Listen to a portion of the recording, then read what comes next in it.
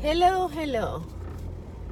Day 3 of 365 random talk. I was just on the phone with my friend talking about a subject that is hurting her a lot. Last year, she have lost her baby girl. She lost her child on the process of labor. She gave birth to a stillborn little angel. I hope actually that this subject would be very, very difficult for many of you to understand.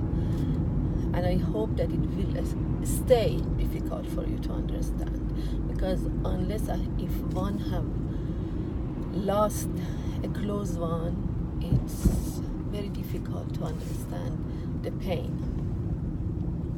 I have experienced it. The pain of grieving.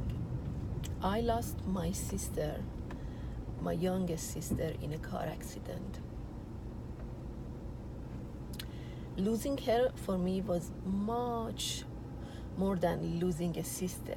She was my friend. She was my support. She was my courage.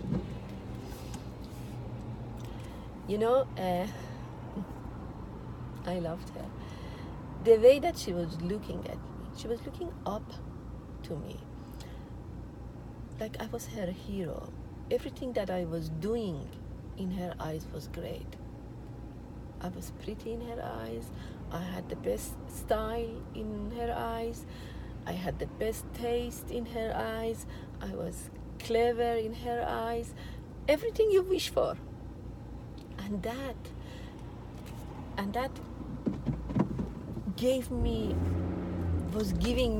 still give me courage and confidence. Maybe she thought I am her hero, but in reality, she was my hero. She was my power, my strength. Losing her was, for me, collapsing all that courage, collapsing a mountain of strength. A few years later, I lost my brother. That was far more than brother for me. It was like a child to me.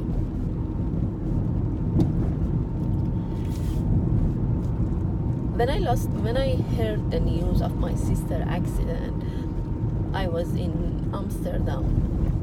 It was after 12 midnight.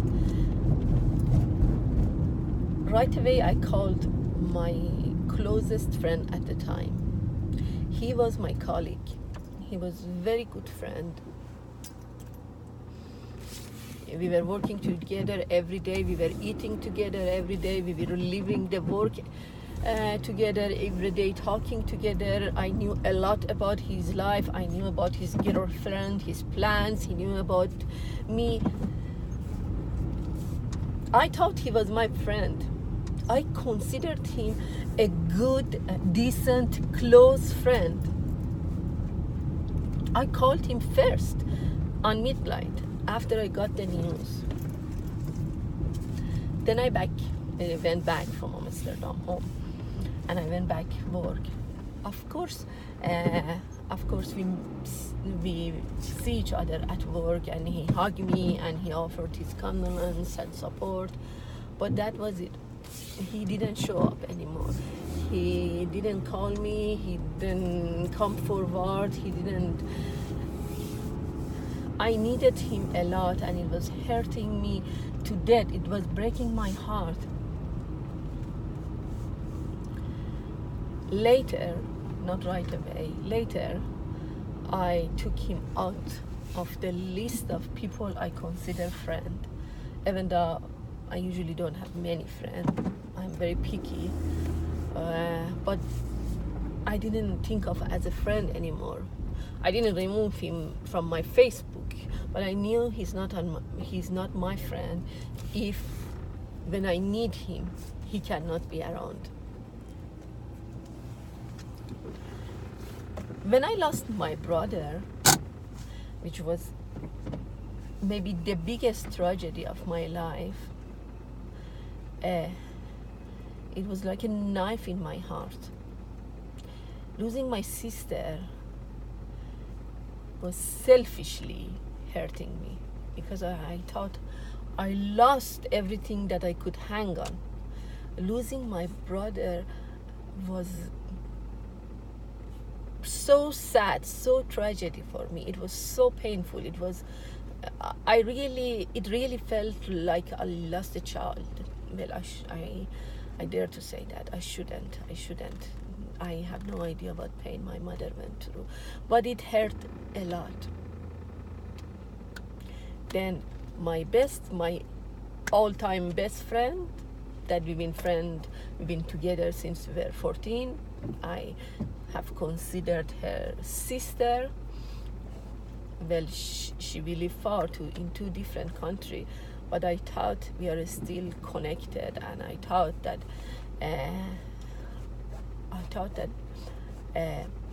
she feel my pain. She was very busy on that time of the year. We talked. Maybe she called me once, or not. Actually, she didn't call me. I called her, and then the next day I called her again, and then I got busy and I didn't call her again, and she called me after a month. Actually, she didn't even call me. She left a Facebook message for me after a month asking me, how are you? I didn't answer her because I didn't know what to answer her. I mean, come on. Don't you feel my pain? Didn't you know that he was like a child to me? And then after a few more months, she left a Facebook message for my husband asking how I am doing. Of course, I didn't reply. I mean, I didn't respond in any way to it. Then maybe about a year later, she left another Facebook message that she's coming to Europe and she missed me and stuff. I wrote her a few cold words. Then after a year later, she wrote me another Facebook message to say that she misses me. So if I count them together, 1, 2, 3, 4. Let's say I miss one, so 5. 5 Facebook message since I told her I lost my brother. 3 years ago, I answered to her last Facebook message when she wrote that she misses me, and I asked her to never contact me again. I wrote her, I love you, I still love you, and I miss you a lot, but remembering you causing me pain, it's hurt me. So please don't write to me because I don't want to remember you anymore. And of course she said, yeah, okay, and didn't write to me anymore. She's a very proud girl. I actually miss her a lot, but and maybe now I am ready to forgive her. Yes, I was angry that how can my closest friend, the one that I thought it's closer than a sister to me, so much be careless about my pain, even though I know she was very busy. You know what? Now I know. They didn't know what to say. I understand that. They somehow the pain, somehow this pain is feel so big that other people, they don't know how even to come forward and to tell you we are sorry. Maybe it was very difficult for her. Maybe it was so difficult for her that she avoided me because she thought she can't give me any comfort. She thought she might upset me more. She might make me remember my brother or my sister. The thing is that when you lost a loved one, you never forget them. There is no one that can actually remind you the pain and cause you more pain. maybe my mother is look silent, but she's smiling. But if I think talking about her son is wrong because it will make her remember and cry and said, I'm so wrong, because she is always crying in her heart and she want to cry out loud. She want to have that opportunity. You don't even need to say something. I know it's hard for people to find a word. I remember it myself when my friend lost her father. I didn't know what to tell her. Just go ahead and tell them, I have no word, I'm sorry, I know you are in pain. That is the best ever thing. It's better than saying, rest in peace, she or he is in the better place than we are, she's with God, she's with angels, she's looking after us, or it's just finished, he's not anymore in pain, she's not anymore in pain, they are not suffering, or anything. Or worst of all, at least for me, it was in that moment somebody to tell me, don't worry dear, life goes on. At that moment, I didn't want life to go on. I didn't want to life to go on. It was hurting me. I've lost them. I lost my brother. I didn't want the thing to be the same.